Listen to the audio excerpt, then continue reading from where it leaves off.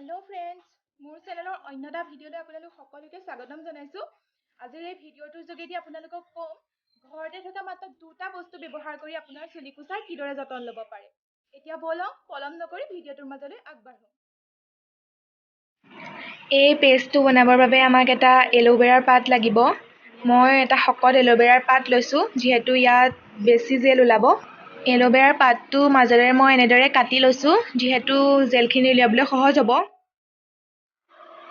চামুচ এপাতৰ সহায়ত জেলখিনি উলিয়াবলৈ সহজ হ'ব। মই এপাত চামুচেৰে এনেদৰে জেলখিনি উলিয়াই লৈছোঁ।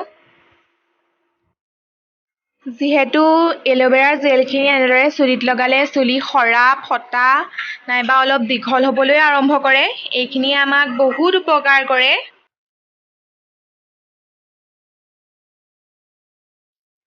পেষ্টটোত ব্যৱহাৰ হোৱা আন এটা বস্তু হ'ল নাৰিকল তেল।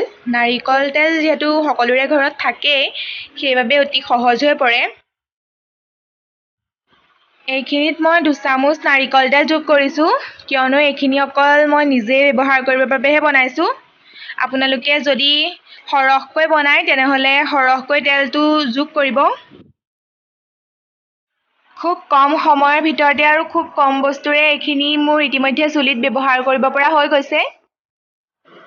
মূৰ ধোৱাৰ আগত আপোনালোকে এইখিনি চুলিত লগাই থৈ দিব পাৰে। আপোনালোকে ভালদৰে চুলিৰ গুৰিবোৰলৈকো লগাই দিব আৰু চুলিবোৰ ভালদৰে মাছাজ কৰিব।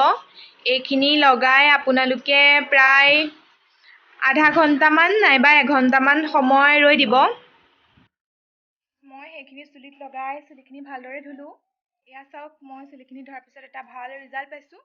আচলতে মোৰ চুলিখিনি ইমান এটা ভাল নহয় কিন্তু মোৰ এতিয়া চুলিখিনি যেনেকুৱা ইয়াতকৈও আগতে মোৰ চুলিখিনি বহুত বেছি বেয়া আছিলে।